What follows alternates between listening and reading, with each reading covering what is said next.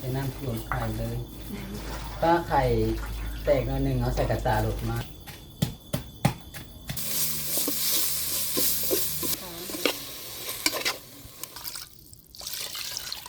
บอกแล้วจากที่มาแช่ซีอิ๊วดำให้มีสีสันหน่อยนึงที่มาตะลนในถั่วน้องปนิกา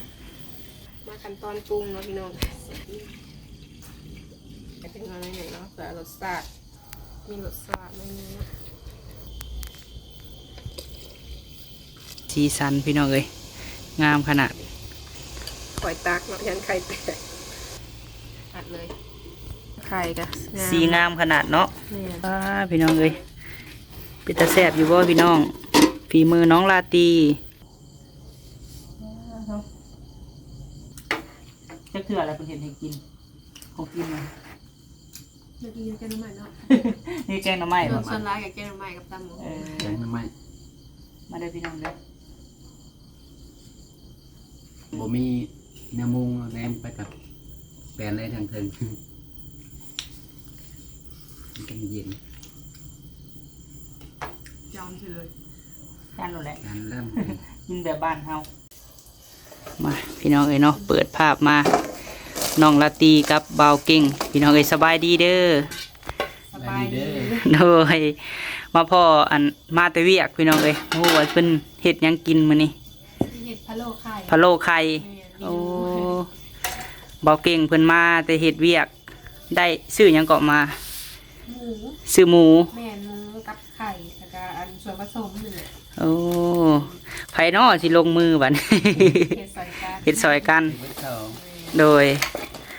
ไปเฒ่ากระถากินวละตี เพิ่นเบิ่งนางค่ะ โอ้ เบิ่งตอนแรงแบบ มื้อนี้บ่มีโอบ่จะเฮ็ดงานมื้อนี้ บ่มันแบบเพิ่นกินเลี้ยงปีใหม่เตรียมสิผัก โดย มาซอยหมูก่อนเลย แต่เพิ่นกินเลี้ยงแล้วเพิ่นผักแต่เว้นเป็นเฮ็ดเวียกครึ่งมื้อ ปกติหันเจ้าอันเฮ็ดโอทุกมื้อบ่ เฮ็ดโอทุกมื้อถ้ามื้อใดมื้อจังบ่เฮ็ด พักแต่วันอาทิตย์ติ ผักแต่วันผิดล้างผิดกะบ่ได้ผักความงานเพิ่นหลายและเพิ่นเร่งเฮาสามารถผักได้อยู่แต่ว่าหักไปโอเอาเงินหั่นแหละ โดยอันโอนะเพิ่นให้แบบใด โอเพิ่นก็ไล่เป็นชั่วโมงนี่ล่ะ โอ้ 2-3ชั่วโมง ชั่วโมงแถวเดียวกันบ่กับอันยายกิสาเพิ่นเฮ็ดนะ ใกล้ๆกันความทาง คันเฮาดูโอเฮาก็ได้เงินเนาะ โดย ประมาณเดือนหนึงเท่าไหร่ของเจ้า เดือนหนึ่งเงินเริ่มต้นเงินพื้นฐาน แต่ว่าทันได้ผ่านงานน่ะมันมีแต่ล้าน5 ล้าน 6นึงผ่านงานไปแล้วก็สิประมาณล้าน7 ล้าน 8แล้วมันสิมีเงินอันอื่นมาอุดหนุนในแบบเงินมีเงินข้าวเงินหยังนะแต่ละมื้อแต่ละคาบนะ เว้าแล้วก็รวมแบบเงินเพิ่นให้กิน มารวมบัดนี้ โอ้ ก็เป็นรายขึ้น โดยเป็นบ่ได้รายเป็นเงินบาทเดียวเบิด ฮอดอยู่บ่3-4ล้านคือเพิ่น เฮ็ดสมมุติเฮาโอไปเบิดเดือนถ้าเฮาดูโอก็สิประมาณ4 ล้านปลาย โอ้โดย ล้านแล้วแต่เฮาโอเอา พักแต่วันอาทิตย์เพิ่นว่า เฮ็ดพะโล้หมูบ่เก่งบ่เนาะสิลงมือหรือว่าลาตี น้ำกัน พอดีแหละแบ่งให้กะแหลมนำเนาะเพราะว่าข่อยก็หากะมา เมนูที่ยากนิดนี้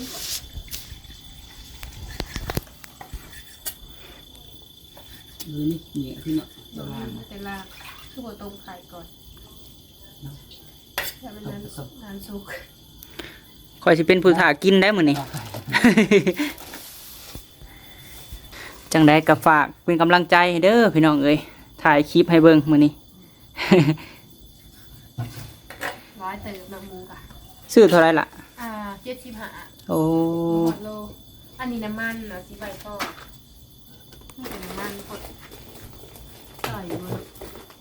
ลอง ใส่ ซอย น้ำแล้วเก็บไปใส่ห้อนบัดนี้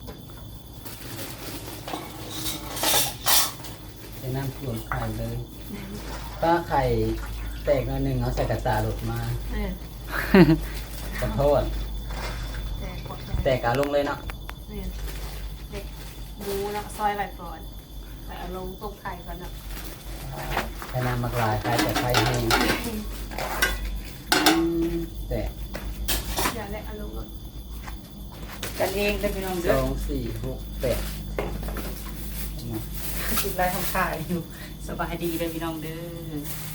อันพอพังมีมาแต่อันนั้นพี่น้องเด้อมาแต่ถ่ายคลิป แล้วก็มาแกะกระเทียมเนาะแกะใส่กันในหวานเผ็ดอยู่ วันนี้เรามาทำ เอากาบออกก่อนบ่ นะแม่นั่นแหละ ต้องตั้งกระเทียมใส่เป็นหอม ใส่ละลายเติมมันเป็นหอม ใส่ลงใส่ ๆนี่แกะไปปลูกติดตามมีแต่ กากมันน่ะนะ ใส่ลง นี่แหละมันขาวๆผิวกัน เป็นวัดเด็ก เป็นไข่บ่ แมนนอนเบื่อๆเลยพอดี พ่อบ่เห็นลง ที่ คลิป เมื่อ พี่น้องเลย เนาะจะเป็นยังไง อากาศมันเปลี่ยนได้เห็นบ่ถ้าอุตมะก็ยังเป็น แบบมันหน่อยไปเลยก็เลยว่านอนพักผ่อนก่อน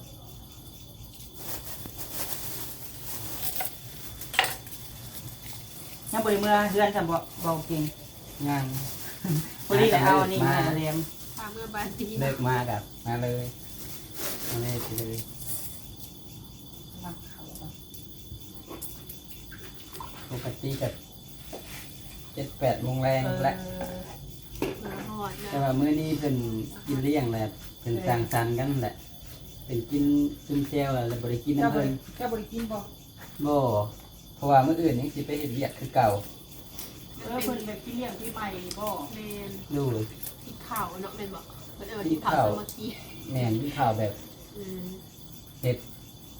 ผูกแขนหั่นนะผูกแขนให้ บริษัท กระตั้งลินปีใหม่นะเนาะ สร้างปีใหม่เลย เดี๋ยวว่าเอาไปก่อนแล้วปล่อยแฟนก่อน ตั้งลินปีใหม่เป็นก็เลี้ยงเราเปี้ยเนาะหรือว่าแบบผู้บุกินก็ได้พี่น้องเพิ่นเลยว่าเนี่ยเฮากินก็ได้ เพิ่นเฮ็ดเวียกครึ่งมื้อฮอด12 โมง อย่าไปเบียกบ่ได้ตอนเช้า มื้ออื่นเพิ่นไปเวียกคือเก่าเพราะว่า บ่ได้ เพิ่นบ่ กิน ได้เฮ็ด น้ำเพิ่นว่ะ เพิ่นบ่ได้เฮ็ดใส่วันเสาร์วันอาทิตย์นะเป็นเฮ็ดใส่มื้อเฮ็ดเวียก ตอนนี้ก็คือสิยังบ่ทันเลิกแล้วเนาะ ตอนนี้ยังถ้าเฮ็ดเวียก แต่ว่ามื้อนี้เพิ่นถักตอนแรงเล่นเป็นกินปีใหม่ คนร้ายเลยเนาะโรงงานใหญ่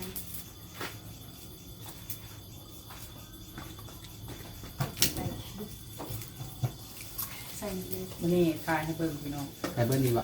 เบิดเลยเป็นบอก พ่อบอกรู้ละพ่อละ พ่อเลยวะ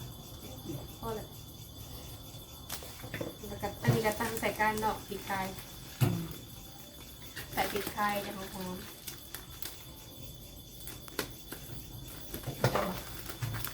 มาสิตาม ตามก่อนเดี๋ยวยามันพงใส่อันนี้นะเป็นโลโก้ แม่ทายกินข้าวก่อนเด้อ จาม จานเหรอ บ่ เอาข้าวหัวใหญ่มาแล้ว บ่น้อยกระจายละเป็นน้ำข้น หอมเองใส่มือก่อนเด็กตามเลยแบบ ก็คิดว่าอันบ่ตั้มก็ได้ใส่น้อยนึงบ่ใส่ลาย ตามเนี่ยมันจาก คิด บ่ ว่า พง ตัวเป็นหมากจะไปชื่อตัวเป็นในเนาะพอแหละนะ พ่อบอกมันก็ห้าอันนี้บริตั้ม ตั้มคือกัน ตามใส่กันเลย พริกไทยและ ตาตามแต่ แต่เพอเว้นนี่กินเลยจาก ป้าปฏิทิน ทั้งจามทั้งไอ มีมันเพิ่ง จะสิสูทางหลังเด้อจะเสร็จมือทางหลังเจ้าเนี่ย ผัก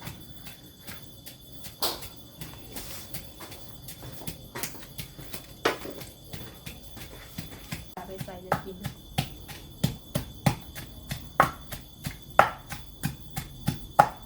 ข้าวกระโพดลูกไข่ ไทยแห้งอยู่ชุบไว้ละอันนี้ผดกลับ ตะกี้เจ้าก็เฮ็ด YouTube บ่ตะกี้นะ ตะกี้นะแต่ถ้าจะฮู้จักก็เพิ่นได้เฮ็ดอยู่ ตอนอยู่บ้าน คนติดตามเจ้าเท่าไหร่ตอนน่ะ ตะกี้ผู้ติดตามนั้นสิประมาณ 2,000 ปลาย บัดนี้บ่ได้เฮ็ดเลยเห็นบ่ บ่ได้เฮ็ดเลย ผิดกฎบ่หรือว่าแนวใดหรือว่าทางยา คือการคือสิแม่นแบบ มันเป็นแบบเฮาเฮ็ดบ่เป็นเนาะตะกี้บ่จักบ่มีวันปรึกษาอะไรเฮาเฮ็ดไปนาล่านะ เออ แต่มันเป็นแบบเขาเชื่อว่ามันติดลิขสิทธิ์น้อยให้กับแม่น เออ มันเป็นแบบคลิปเฮาอยู่ แต่ว่าบางเทื่อเฮาเขียนค่ายคือเขา แล้วมันซ้ำเขา โดย แล้วก็บ่ได้เงินเลยเห็นบ่ยังบ่ได้จักเทื่อบ่ ทั้งไทยแรกเถื่อมันพอดีแบบพอดีมันผ่านนะ เออ ผู้ติดตามกับ กายแล้วแหละชั่วโมงก็กายแล้วแลแบบสีมาสมัครนี่นะ เปลี่ยนหมอก็ได้แล้ว มันบ่ได้ เออ สีมายืนเป็นพาร์ทเนอร์มันบ่ได้มันก็บ่ง่ายเนาะเฮ็ด YouTube กับพี่น้องเอ้ย บ่ง่าย เออ มันบ่มีผู้บอกเลยอยู่บ้านนอกบ้านหยังบ่มีคนเฮ็ด เออ บ่ได้มีจักดีเลยเขียนนะ บ่ได้มีบ่บ้านเดี๋ยว YouTube บ่ เฮ็ด มีเขตอ้อมแอมบางซิปลักซิปหยังบ่มีเลยมีแต่แถวทางเซโนพี่เพิ่นลงไปถ่ายได้ ถ่ายวิถีชีวิตเนาะ นี่ มาเบิ่งพี่น้องน้องละตีเพิ่นเฮ็ดพะโล้มื้อนี้สิออกหน้าตาเป็นอะไรเด้เนาะ ยุงบ่ บินจังหวะ ผักไว้โหยหนานี่เนาะ ถ่ายไข่ซุก หมูพี่น้องปกติอยู่เฮือนเจ้าอยู่กับพ่อกับแม่น่ะ เจ้าบ่เป็นคนเฮ็ดกิน ส่วนหลายนี่แต่แม่แหละ เออ าเป็นแบบส่วนหลายไปหาอยู่หากินส่วนหลาย เออ บ่ได้ช่วยอยู่เฮือน ส่วนหลายบ้านเจ้านี่หากินแบบใด หาเบิดคุอย่างเลย เพราะว่ามันมีทางหาเบิดสองทางมันเป็นแบบบ้านอยู่ประตูวังหากินเลย แคมเซกับแคมบึงติดกันเลย คือฟังใกล้ฟังไทยบ่ ก็ไกลเติบอยู่ มันเป็นแบบคันยามแรงกับแบบ เขาสิสลับวังหาวังหากินมันบ่ขาดเลย แต่ว่าก็พอได้กินเนาะ แม่นอย่าลงเซ่เขาก็ลงทางบึงอย่าลงทางบึงกับไปทางทงน่ะมันบ่อึดบ่ ส่วนหลายก็สิอยู่กับพ่อกับแม่ โดย เออ ส่วนหลายมันสิบ่ได้สู้ได้เฮ็ดดอกมีแต่แม่มีแต่หามาปะไว้แล้วก็ไปหาใหม่ไปเรื่อยๆนะ ตามภาษาไปรุ่นแบบบ้านนอกเนาะ โดย ไปหาอยู่หากินแหละสิไปลิ่นไปหยังหน่อยนักล่ะสิได้ไป โดย คือบนลิ่นบนหยังกับมันไก่นะมันคือไป นอกจากมาไทซิโนพี่บ่มาลินก็ลือว่านอกพี่ นอกออกไปไกลบ้านกับมันทางแดงมันยากบ่สิ โดย ไปอก ปฏิกี้ก็อยู่บ้านก็เฮ็ดไร่เฮ็ดนาเนาะ โดย ผู้มื้อนี่ก็ยังเฮ็ดอยู่บ่หรือว่าแนวใด เห็ดคือเก่านะอันนี้ก็เห็ดป้าไว้แล้วก็บริยูนี่ เออ มันเป็นคนเกี่ยว เฮ็ดนาแซงนี่บ่ หน้าแซงหน้าแรงเห็ดเบิด โอ้ หน้าแซงกับเห็ด บ่แม่นอันสิฮอดเวลาแล้วบ่เกี่ยวนี่เนาะ ประมาณเดือน6ไปป่ายๆนี่แหละ พอดีแล้วนาแซงนี่ต่อหน้าปีเลยบ่ แม่นหยะประมาณเดือน1 2เดือนแล้วก็เห็ดต่อบางคนผู้เป็นเห็ดหลายก็บ่ได้หยุดเลยเห็ดต่อเล เอย อ เห็ดหน้านี่ทันได้แล้วหน้าน่ะเห็ดต่อแต่ เห็ ส ด มมุติเกี่ยวข้าวหน้านี้แล้ว นาแซงนี่เฮ็ดหลายเติบบ่ หน้าแซงนี่นะก็หลายอยู่ มันเป็นแบบหน้าหยังก็เห็ดได้เบิดวานนั่นนะ มีน้ำเนาะ น้ำถึงคูย่ามเพราะว่าน้ำสุรประทาน2 ใดอยู่เพิ่นเอาขึ้น แต่ว่าเอื้อยเพิ่นก็มีครอบครัวบ่เอื้อยเจ้าก็ แม่น สองคนบ่ มีครอบครัวเอื้อย2 คนนะเฮาเป็นน้องหลาผู้หญิง2ชาย1เอื้อแหลมนี่แล้วก็อีกผู้หนึงอีกแม่นบ่ แม่น เออ เพิ่นก็อยู่บ้านพุ่นละ ใครที่เพิ่นบ่อายกล้องเนาะละตีเนาะ เคยถ่ายคลิป บ่บางเทื่อไปรุ่นในเพิ่นอายได้ส่วนหลายเนาะแบบบ่เคยเข้ากล้องหั่นนะ ธรรมดา แบบมาอยู่ก็มันมีพี่ก็โดนเติบเที่ยวไปเที่ยวมานะ โดย และเอื้อยคือเอื้อยแหลมเนี่ยเราก็ถ่ายอยู่ตลอด ถ่ายตรงนี้นะก็เลยลื่น เออมันก็บ่ได้อันนั้นปานใดเนาะเพราะว่าเฮาอีกอย่างเฮาก็เฮ็ดให้ผู้คนเบิ่งเนาะละตีเนาะเฮาก็บ่ได้อายดอกพี่น้องและมาก็ถ่ายให้พี่ให้น้องเบิ่งว่า เอาคลิปลงมื้อนั้นเพิ่นก็โอ้ยเพิ่นว่า อันเบาเก่งหั่นน่ะตั้งแต่มื้อเพิ่นมุงหลังคาให้พี่น้องเอ้ย อืม แต่ว่าครึ่งๆเนาะจังได้อันบ่ได้ไปเวียกเนาะแต่ว่าต้องวันเสาร์วันอาทิตย์ แม่นผักใจวันทิพย์เนาะ ผักแต่วันผิด มัน บางผิด มื้อ กั เดี บ ยว บางผิดกับบ่ได้ผักซ้ำ แบบ ตลอดเลย เวลาเพิ่นเร่งงานเฮาก็ได้เร่งนํคือเฮาสิขาดหลายก็บ่ได้ เพิ่นตัดบ่ ตัด ตัดนี้สิร้ายกว่าเห็ดอีกเนาะ ตัด เห็นบ่ ตัดคู่บริษัทนั่นแหละ เออ มันคือกันเบิ้ลมันเป็นแบบมีอยู่วันผักมันเป็นสิให้เพิ่นสิบาททิศสมมุติทิศนี้นี่เฮ็ดแค่วันเสาร์วันอาทิตย์ทิศหน้าแล้วเพิ่นสิพักให้ โดย 2 มื้อเสาร์วันอาทิตย์และเพิ่นสิเพิ่นหักสิหางานมาให้ดอกนะห้ามบ่อยากเฮ็ดเพิ่นก็สิมาจดชื่อเอาว่าไผสิโอบ่หรือบ่โอถ้าห้ามบ่โอเฮาก็บ่ให้เพิ่นจด คันว่าบ่อดก็บ่ได้เนาะละตีว่าเพิ่นเฮ็ดเวียกเฮ็ดงานพี่น้องเอ้ยตะกี้ก็มีแต่เฮ็ดหน้าบ่หรือว่าเจ้าก็เคยเฮ็ดเวียกอยู่ผ่านมา บ่ได้เฮ็ดเวียกแต่เฮ็ดหน้าแบบคันเฮ็ดเวียกก็บ่แม่นเวียกแบบนี้นะเวียกแบบเฮ็ดแบบบ่มีกำหนดนะเฮาไปเฮ็ดอยากเฮ็ดจักเดือนแล้วเฮาอยากเฮ็ดจักอาทิตย์หนึง รายวัน เฮาก็ยาเด้อ เออแบบเป็นวิกเนาะเป็นวิกเพิ่นก็ให้ แต่ว่าอันนี้ต้องเป็นเดือนคันบ่อดก็บ่ได้คันว่าเวียกแบบนี้เพราะว่าบ่มีมือพักเนาะ โดย มาเบิ่งไทย น้องเพิ่นเฮ็ดกิน เย็นนั่นเลย สุกแล้ว ขายจักหน่วยละติ ประมาณ8หน่วย เอาสิ โอ้ ตอกใช่ไหม อื้อ ตอกเลย ชอบกินเลย ใส่น้ำเย็นก่อนเนาะ แล้วมันจะเย็นๆแล้ว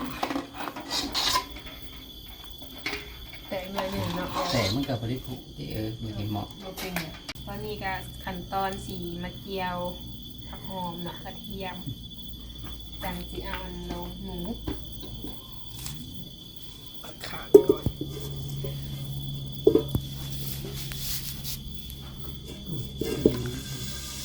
ปรุงดีนะครับ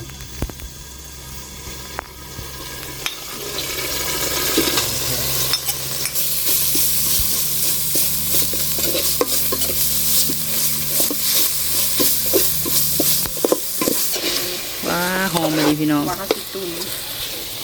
เก็บตัวนี้ใหญ่หน่อยนึงหอมดูไปจ้ะเบิดบ่นิดหน่อยอีกหน่อยหนึงปอกแล้วจะซิมาใส่ซีอิ๊วดำแบบให้มีสีสันหน่อยหนึงปรุงเนาะพี่น้องผสมก่อน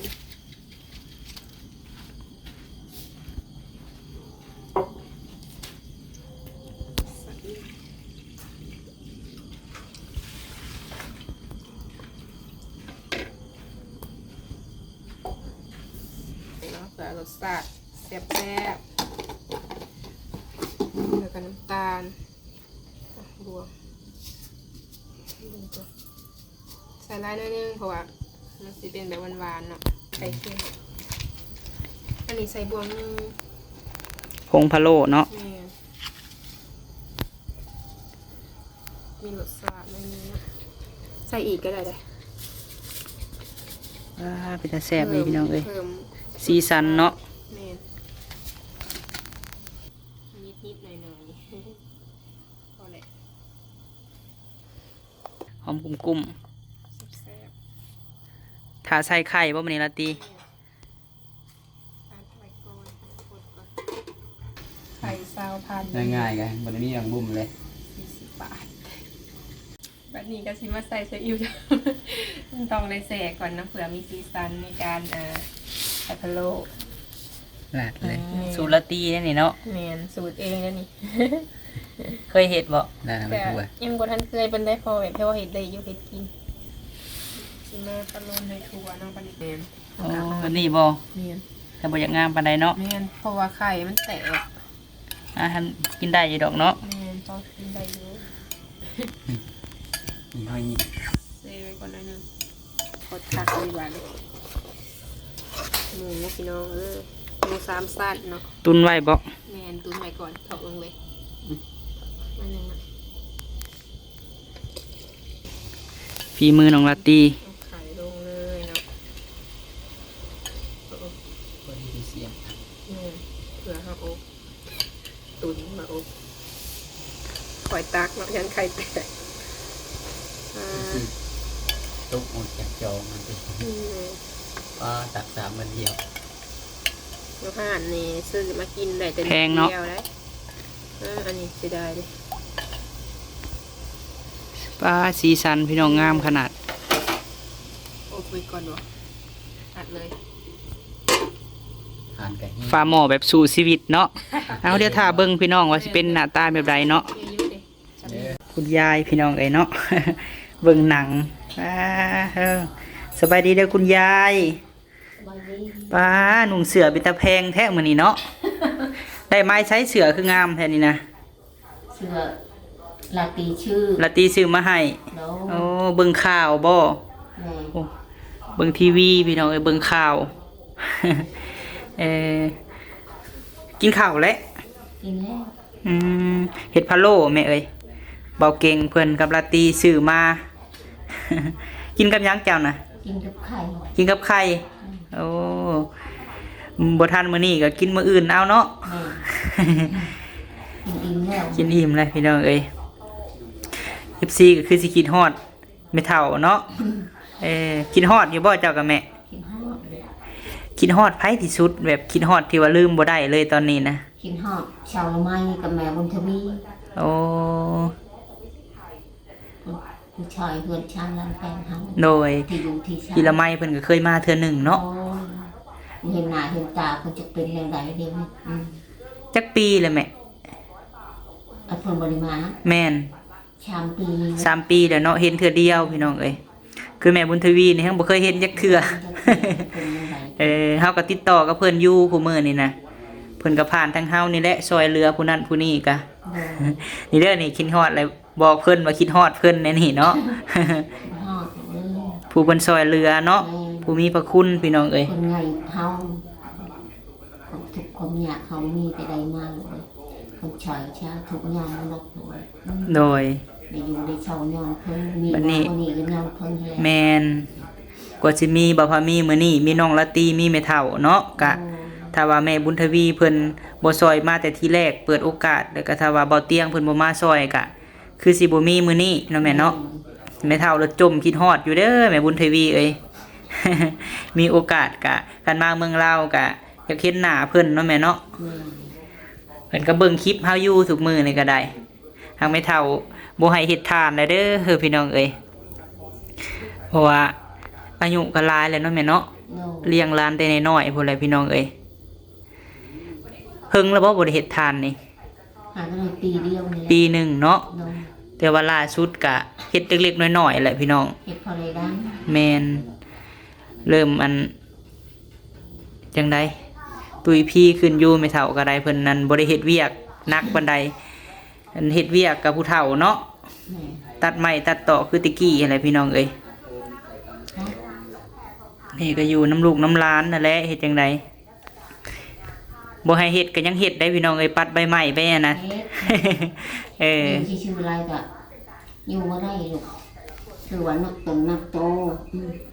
อยู่ชื่อๆแท้ๆเลยเฮ็ดไปปอกแป๊กๆแค่ ตามภาษาเนาะ แม่ แต่ว่าเฮาบ่ได้ให้เพิ่นเฮ็ดหนักดอกพี่น้องเอ้ยเอาซะเนาะเฮาอันถ่ายคลิปมื้อนี้แม่เอ้ยก็มีแม่บัววันเด้อเพิ่นอยู่แคนาดาพู้นแหละ เพิ่นฝากเงินมาซื้อหมากซื้อผู้ให้แม่เฒ่านี่เด้อว่าเบาพามีเอ้ยเพิ่นว่าปีใหม่เด้อแม่เด้อเพิ่นให้ลูกสาวเพิ่นอันกะเพิ่นก็คนลาวเฮานี่แหละแต่ว่าไปอยู่อันแคนาดาแม่เอ้ยเอาเนาะเพิ่นฝากมาให้200,000ได้แม่เด้อเลยก็ให้แม่จ้อยน้ำให้เจ้าน้ำอันนี้ให้เจ้าแหละเฮาสิไปให้แม่จ้อยอีกเนาะอ่ะแม่อ่ะโดยพอได้ซื้อหมากซื้อผู้เพิ่นว่าของขวัญปีใหม่พี่น้องเอ้ย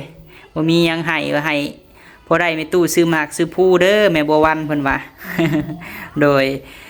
ฝากให้เจ้าเนาะแม่เนาะอวยพรอวยไส้ให้แม่บัววันเนาะกับลูกสาวเพิ่นนี่เด้อแม่เด้อ มีแห้งให้สุขภาพแข็งแรงไปปีไทยปีเก่าต้นปีใหม่ให้คนร่ำคนรวยให้คนเฮงๆปังๆทำการงานอะไรขอให้คนรับลื่นเด้อยาถูกดีมีแห้ง เจ้าก็ให้อยู่ดีมีแห้งคือกันเนาะได้หับไปเด้อแม่บัววันเอ้ยขอให้บุญกุศลเนาะเดี๋ยวแม่บัววันผ่านบ่าวพามีแล้วก็ให้บ่าวพามีเป็นสะพานบุญให้เอาลงก็ได้แม่ให้อยู่ดีมีแห้งทั้งแม่บัววันแล้วก็แม่เฒ่านํเนาะ สาธุเด้อเฮ้ยเอาซะนอนพักผ่อนซะเด้อซันเด้อ คันว่ากินข้าวอิ่มแล้วเนาะ เขาเองเนี่ย สุกแล้วน้ำโพยหอมเติม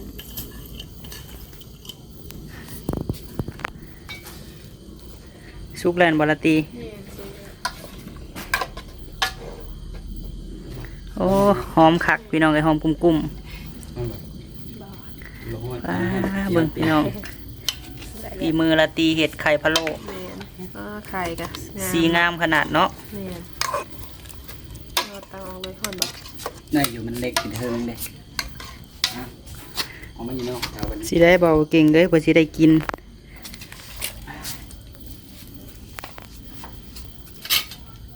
กินแนวแซ่บต้องใส่ความอดทน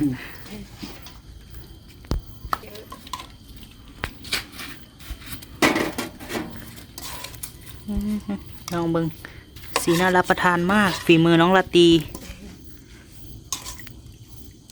ไข่เค็มเลยเป็นเอิร์ดนี่กับข้าวจ้าเนาะ เดี๋ยวเอาไว้เอาแรมนำ พอดีจะได้ไข่ยังลายหน่วยอยู่อย่างหมูใส่นี้เลย พี่น้องเอ้ยเป็นตาแซ่บอยู่บ่พี่น้องฝีมือน้องลาตีไปกินน้ำกันลาตีแม่เจ้าบ่กินบ่ กินแล้ว กินอิ่ม เราเบิ่งหนัง มึงนางเลยแล้วเราไปเท่านะพี่น้องเอ้ยจับเข้ามาด้วยบ่เก่งจับเข้ามาเด้เนาะ ข้าวแรงนี่ข้าวดึก เอาเลิก เด็ก จะมุ่งอะตอนนี้ฮะ บอลเก่า 8 โมงปลายจังหวัดกำมือ เขาอันน้ำลายโพดเนาะ ได้อยู่ กินได้บอกเก่งเลยอย่าอายเลย แซ่บ แซ่บบ่ฝีมือละตี หมด จะเกลืออะไรเป็นเห็นให้กินของกินเลย เมื่อกี้ยังแกงน้ำใหม่เนาะ นี่แกงหน่อไม้บ่ ส่วนร้ายกับแกงน้ำใหม่กับตำหมู แกงไม่ มาเด้อพี่น้องเด้อ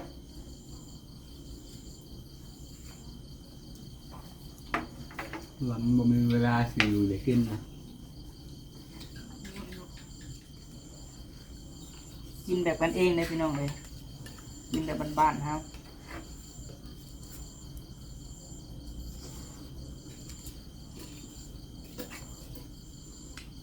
เดี๋ยวแบ่งมาให้อะไรมันเนาะลายตึกพี่น้องเลย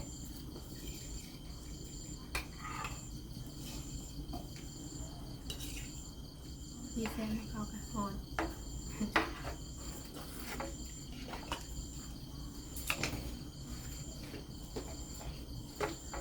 แล้วที่เป็นทางกระเห็ดกะโหลกไข่พี่จิ้งจ้ะเห็ดน้ำอื่นพี่น้องเลยมีคิดยากบ่หรือว่าอะไรเรื่องเขาเลยเขากำน้ำไว้ก็ได้เอาแล้วทางคนไทย น้ำบอกบอก เจ้าหน้า มีอยู่ นี่พอดีแล้วใกล้ๆเลยเหมาะเลยนั่นลังมา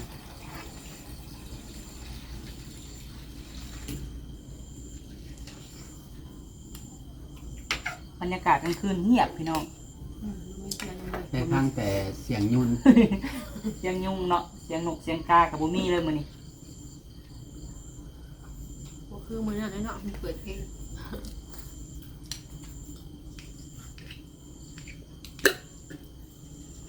เดือนแจ้งหากบ่มีดาว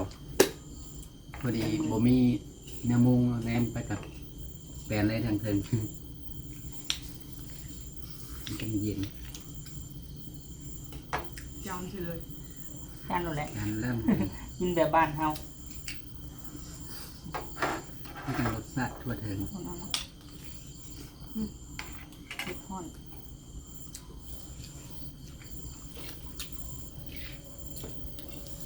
จ้างเอาละใครค่ะกันเองมาได้พี่น้องเลย ปลามันใส่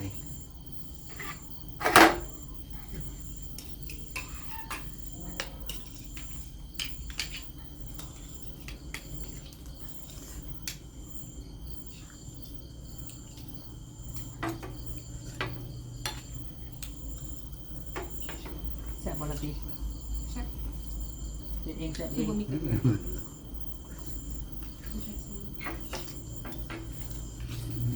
ไปพี่น้องเลยเนาะเดี๋ยวกินข้าวก่อนยันบอกเก่งคนอายเนาะ เดี๋ยวกินข้าวกันเด้อพี่น้องเลยเนาะคลิปนี้ก็ฝากกดไลค์กดแชร์เนาะแล้วก็บุขามโฆษณาเนาะละตีเนาะกินข้าวก่อนพี่น้องสบายดีเด้อ ไปดี